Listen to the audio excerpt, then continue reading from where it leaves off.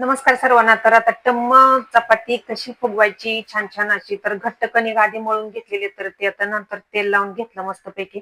आणि चपातीला मी भरपूर असं तेल लावलं आणि थोडस पीठ पण टाकून नाही घेतलं, घेतलं तरी चालतं.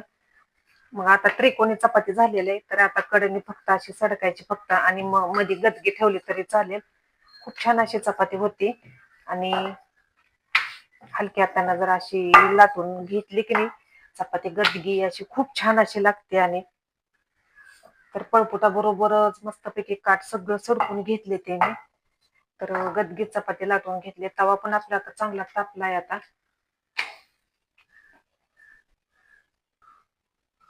तर चांगली फुगल्या मस्तपैकी चपाती. मी पीठ अजिबात वापरलेलं नाही चपातीला. कोण म्हणतात चपाती फुगत नाही, मनापासून जर चपाती केल्या तर खूप छान अशा फुगते त्या. तर आता आपली चपाती छान छान अशी फुगली आहे मस्तपैकी. आणि गदगी चपाती त्याच्यामुळे मऊ राहते. त्यात पिठाचा वापर जर कमी केला तर चपात्या दिवसभर म्हटल्या तरी मऊ राहते. त्यात टम्म फुगलेली चपाती.